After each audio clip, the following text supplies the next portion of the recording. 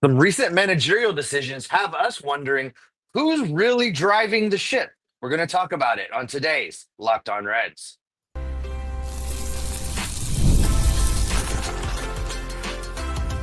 You are Locked On Reds, your daily Cincinnati Reds podcast, part of the Locked On Podcast Network, your team every day. Welcome into the Locked On Reds podcast. We are Jeff and Steve, and we are disgruntled with this team. Although we are lifelong fans, we've loved this team for as long as we can remember, and we've been podcasting about it for 14 seasons. And boy, it's really been frustrating here these last couple of days. And we're going to get into all of that on this episode of Locked On Reds, which is, as always, brought to you by the Locked On Podcast Network. We are your team, your Cincinnati Reds, every single day. Later on in the show, I do want to talk about some positives that we've seen from a couple of bullpen arms and Zach Maxwell and Connor Phillips, and how they might have an opportunity to step up where the Reds are going to need somebody to step up. We'll get into that later on.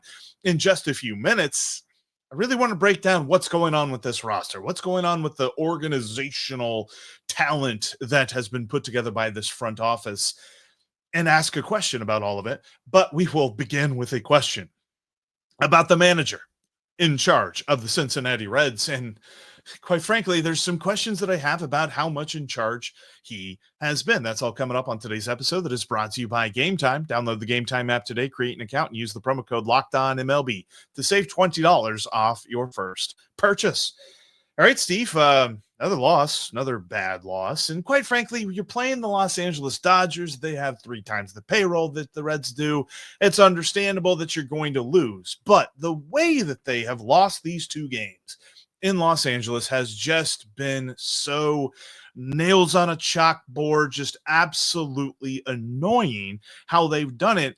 And it felt like Tuesday night was a masterclass of mismanagement. You had Noelvi Marte playing center field. You had Santiago Espinal on right field. You had Noelvi Marte laying down a bunt. There were so many different things that I think point back to the fact that we have just not seen the version of Terry Francona that apparently the Red Sox and the Guardians have seen.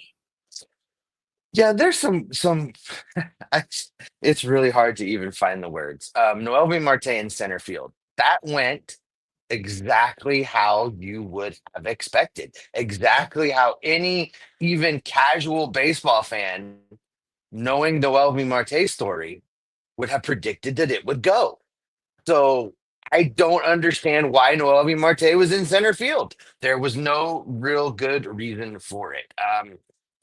He was always going to run a bad route out there. He was always going to misplay a ball. He was always going to do that rumbling, bumbling, stumbling thing that he does. Just because he moved from right field to center field wasn't going to take that away. We saw an interview of Kevin Calgill, or Colin Kevin, whatever. Calgill was on the TV, and you know how I am with names. I'm sorry.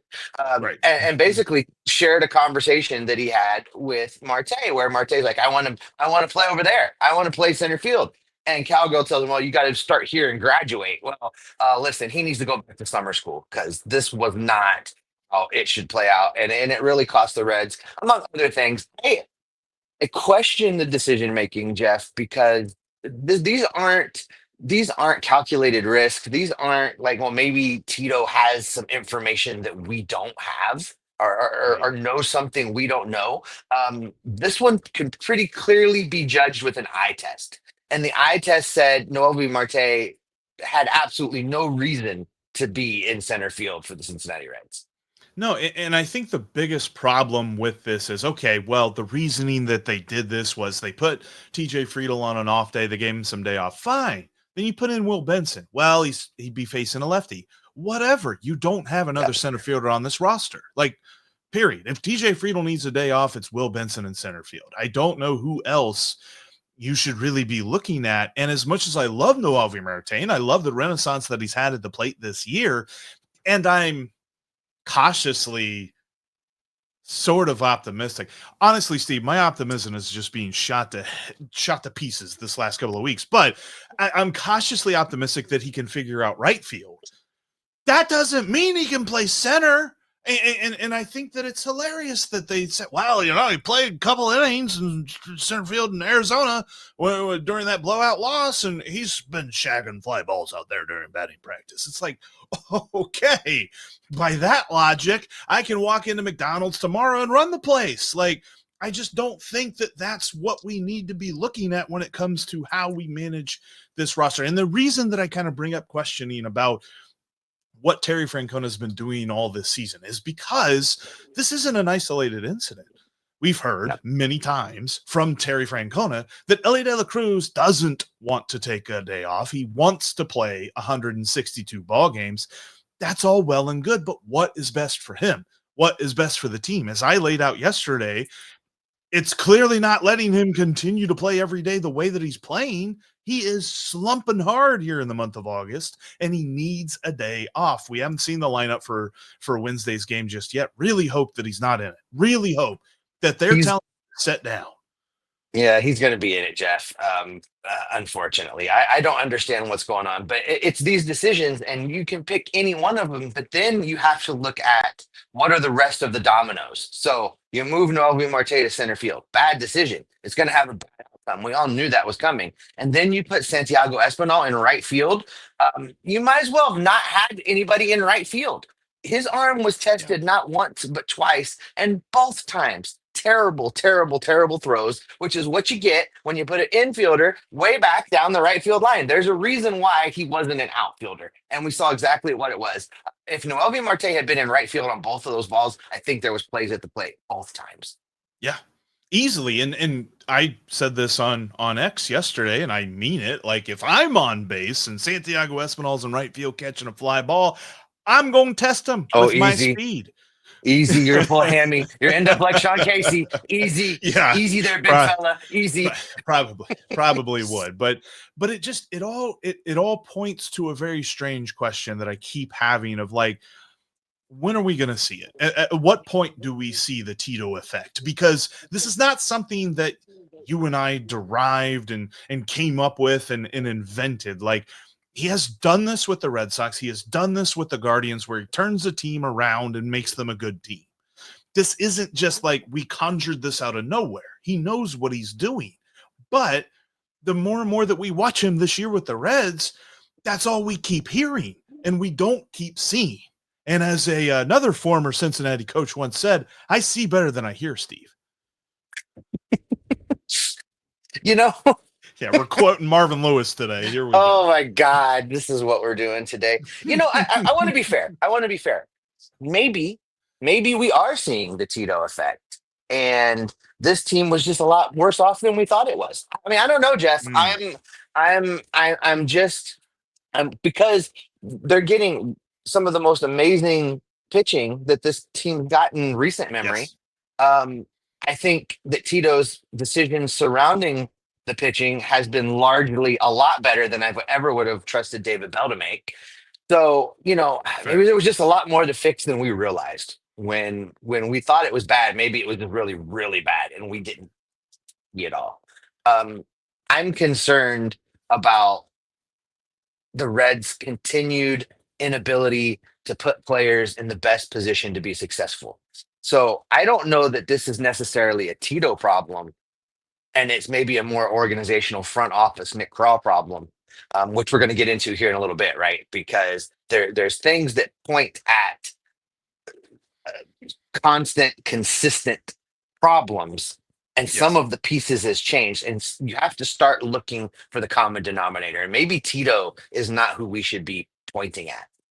And that makes me wonder if Nick Krall can look in the mirror and adequately assess what's happened and then come up with a solution for next year. Look, we're not writing off this year just yet. The Reds are still in this thing, but they are sliding fast, and they got to turn things around. We're so focused on each and every ball game now that when they make mistakes like they've made in Los Angeles these first two games, it just feels so much more heavy.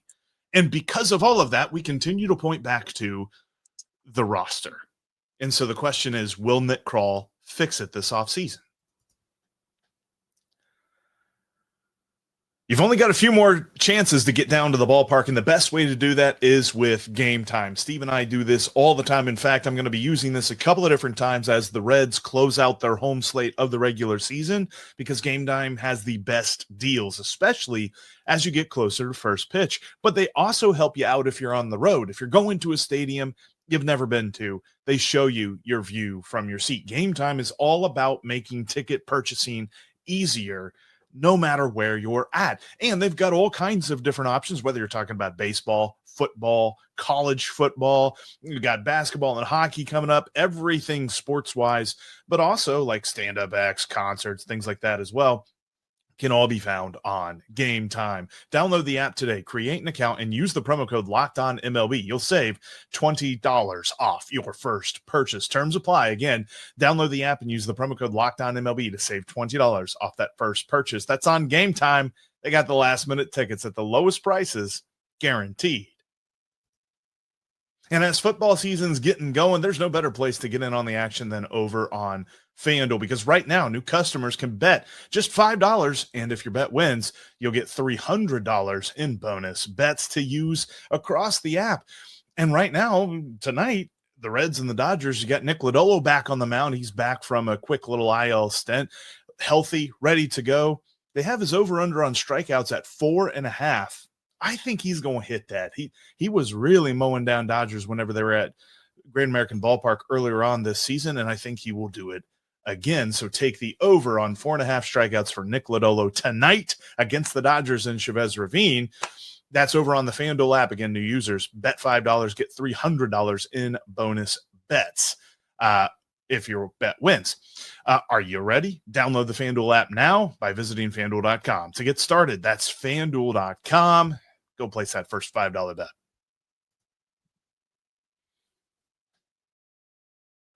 Got a new survey that we need you to check out. If you go to lockedonpodcast.com/survey, we want to hear from you about all things content, about all things advertisers. We here at Locked On really value each and every one of you guys, and we'd appreciate you go fill out a survey. If you do, you'll be entered in a chance to win one of 10 $100 Amazon gift cards. So go to lockedonpodcast.com/survey, or if you're watching here and you can scan the promo or the QR code, got a QR code right here for you to take you to that link. Really appreciate you all, and appreciate our everydayers out there as well. Thank you for making Locked On Reds part of your everyday routine. If you're not an everydayer, hit that subscribe button right here on YouTube or on your favorite podcast app, because we're going to be with you all throughout the rest of the season, whatever it turns into.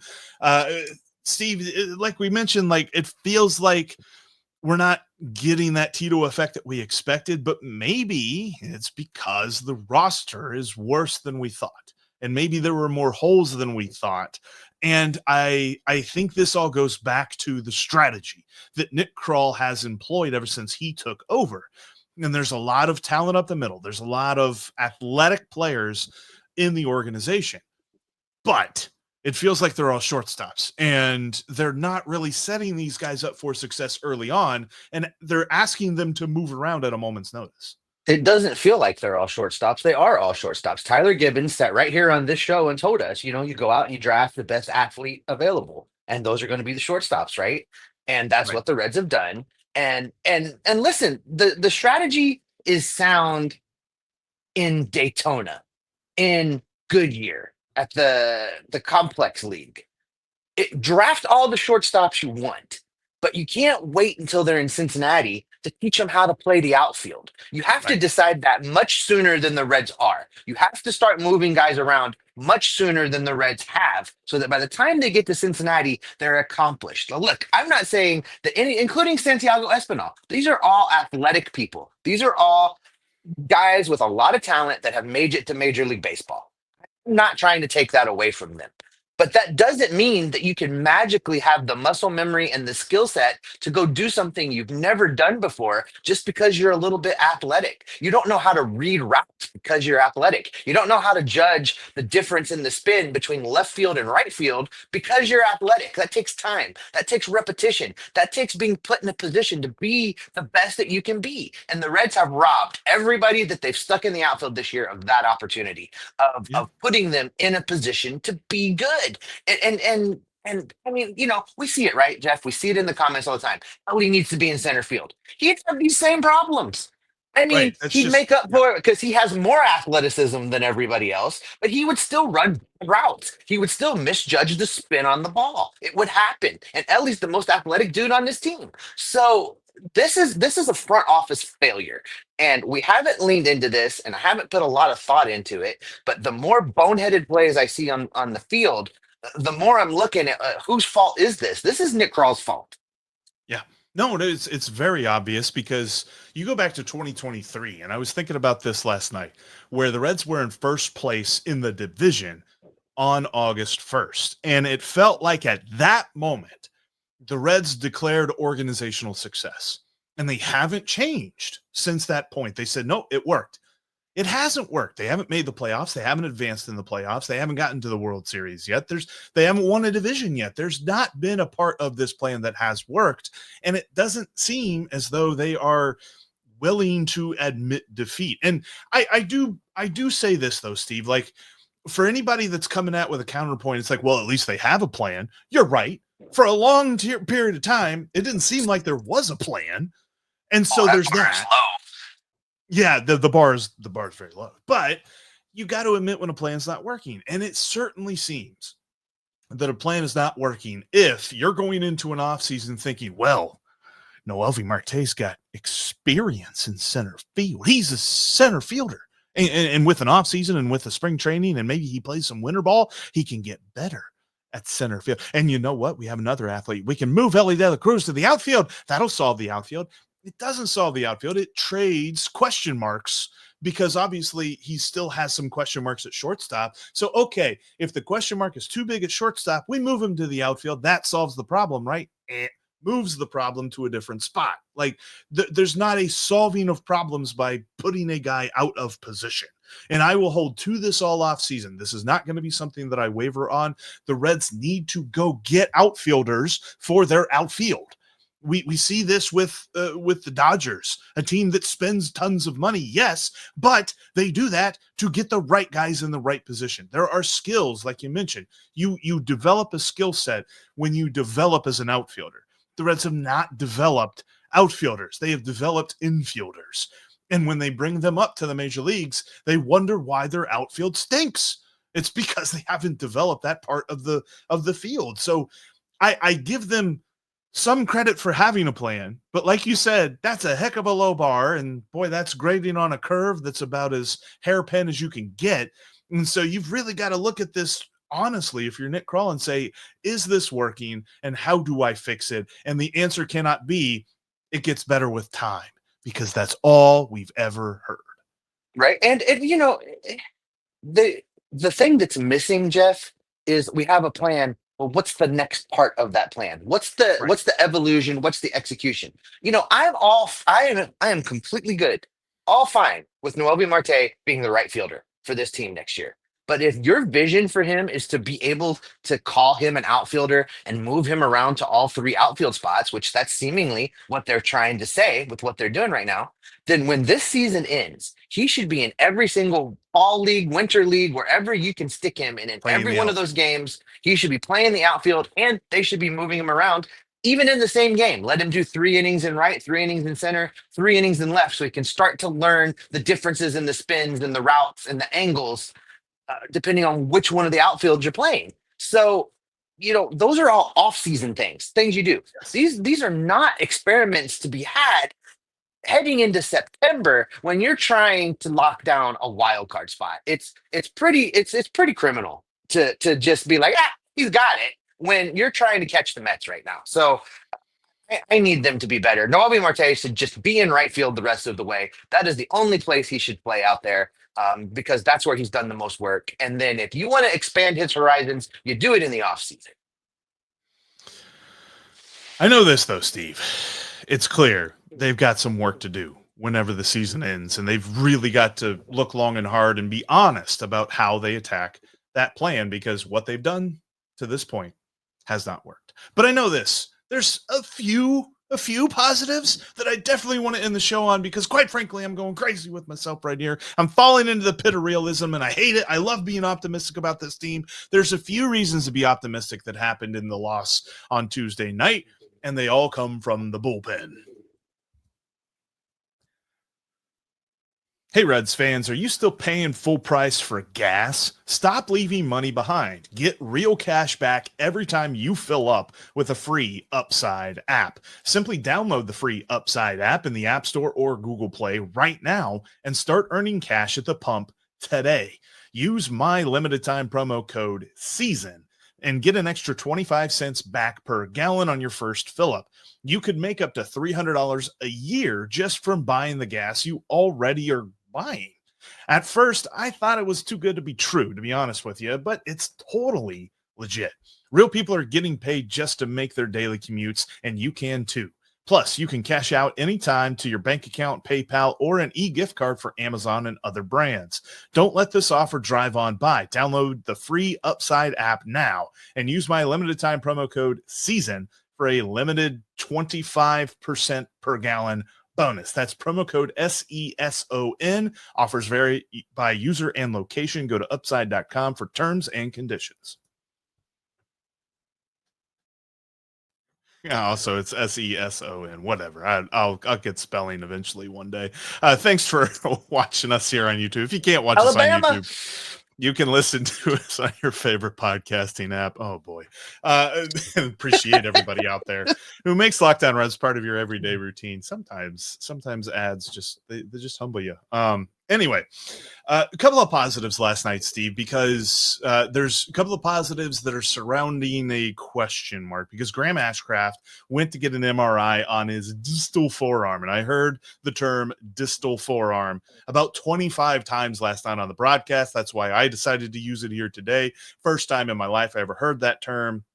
Obviously, you've probably heard that before, at least once or twice. But we really don't talk about that a lot around the Carr household. So when it comes to his absence, there's definitely a vacuum. And they've got to figure out who's going to step up in his spot, where we say it's like in between the B and the A group. I don't know that we can officially declare that Zach Maxwell or Connor Phillips are in that spot right now. But boy, they looked good last night. Just because I can't help myself, Jeff. Proximal, distal. So proximal, close, distal, distance, far. They're just trying to tell you what part of his forearm is hurt. So the distal forearm is the lower part of his forearm. Actually, they were probably, that's what it was. They were trying to explain that to people in the dugout. That's the part of the arm that was hurt. And Noelvi Marte was like, bunt? Okay, bunt. Oh my God, that is both hilarious and could possibly be true. I don't even know what to do with that information. Look, I want to talk about Zach Maxwell because they made a big deal about this call up, and it's fun. His nickname is fun. He is fun. His family has been fun. The results have been good thus far. I want this to work out. I want it for Zach. I want it for the Reds. I want it for us. I want him to be a valuable reliever. He's looked good. He's been spotting that 100-mile-an-hour fastball, buddy. And if he can keep doing that, he's going to be a big help down the stretch. Big sugar. And I love, too, I remember hearing Cowboy say this on the broadcast last night. He said that whenever I write him down on the scorebook, I don't write Zach, I don't write Maxwell, I write Shug.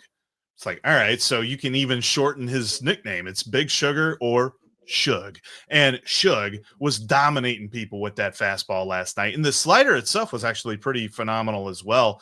I love seeing him pitch, but man, the one inning that we got out of Connor Phillips, that looked like maybe the best that he can give this Reds bullpen. But if he can give that on a semi-consistent basis, we might be talking about him stepping up into that spot that Graham Ashcraft previously held, and maybe even further, because he made Shohei Ohtani look foolish on a slider that bounced next to Ohtani's right foot, and Ohtani swung at for strike three. Let's remember that Connor Phillips' problem has never been talent. Connor Phillips' problem has never been stuff. Connor Phillips' problem has been consistency, command, and control, right? Yeah. Those have been his problems. He's got the life in the arm. He just needs to figure out how to master it a little bit. And if he's finally turning a corner, if it just took him a little bit longer than we had wanted it to, he'll be a good one for several years, because when he's on. And you're right. He made Shohei look silly. And if you can make Shohei look silly, you're pretty good. So I think Connor Phillips is figuring out. Some of it was really, I think, psychological, and that's why he ended up getting sent back to the complex league a year or 2 years ago, whichever that was. A year, it's all blurred. But 2 years. he was so bad, and it fell off the table so hard that they sent him back to Arizona to try and figure it out. So I'm hoping that he's finally at that point where you can start to rely on him. Now, I'm not saying let's move him to the A group. I'm not saying let's make him the seventh or the eighth inning guy, but I think if he continues as he continues, let's be positive.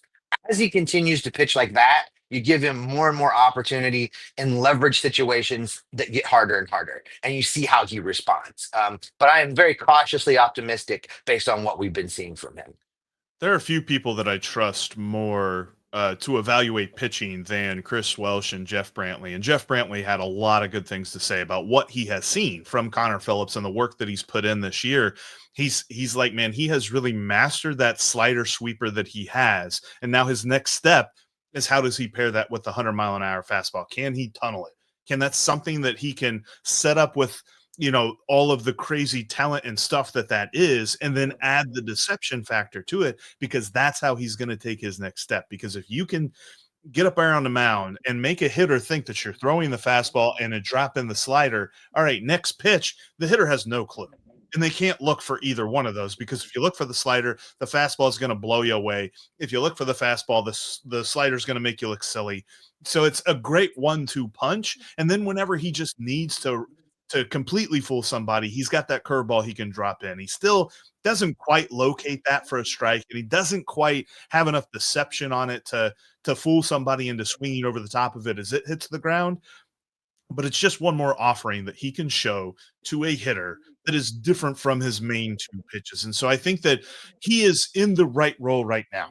Keep him in the bullpen. Let's not mess with him and try and put him back in the rotation. Like, it's No.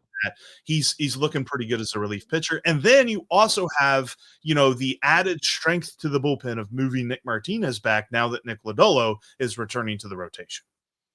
Which we didn't even really touch on very much with Lodolo. I'm cautiously optimistic the way the pitching's starting to shake out. And I want to talk about Nick Lodolo for just a second, Jeff. I know we didn't have this in the rundown, but Nick Lodolo, as much time as he's missed, as many problems as he's had this year, the difference between Nick Lodolo and being the leader of the Cincinnati Reds in wins above replacement in WAR is 0.3 right now. He is 0.3 away from being tied for the lead in WAR on this team. And Bill James said that there's a variance in wins above replacement whenever you do like the maths and all that stuff. There's a variance of 1. So you could very well argue that he's been the best pitcher on this team, which is hilarious because we have not made that argument at all this year. We've not, but Lodolo has been, when Lodolo is on, he is one of the best pitchers in this league. Really is what it is. So I'm excited for the Reds to get him back. I'm excited for this bullpen to get some help from Nick Martinez. They're still looming out there. Hopefully not too far away is a decision on Chase Burns, where maybe we get a little bit of extra help there as well. Feel good about those things heading into the September stretch. It really boils back down to the things we've been talking about today, Jeff. Tito's decision making, and is this offense ever really truly just gonna go? And that is where we will end today's podcast. Thanks, everybody, so much for checking out today's Locked On Reds podcast. If you are not already subscribed, please do so. Appreciate our everydayers out there, and you should become one too. And now, go check out Locked On MLB. 2 great shows on one great channel with Sully covering the league every single day. And you've got Locked On MLB Game Night that they watch every game, every night, so that you don't have to. And they got a great local angle to each and every ball game that you won't see anywhere else. That's Locked On MLB Game Night over on the Locked On MLB channel. But as for Steve and myself, and hopefully we get these technical issues figured out here sooner rather than later, because we are always Locked On Reds. every single day. Like with bubble gums and band-aids over here right now, Jeff. This is ridiculous. Yeah. You should see this. Gotta You should see this setup. Got to MacGyver the podcast all the way. What if MacGyver had a podcast? Never mind. We won't get into that right now.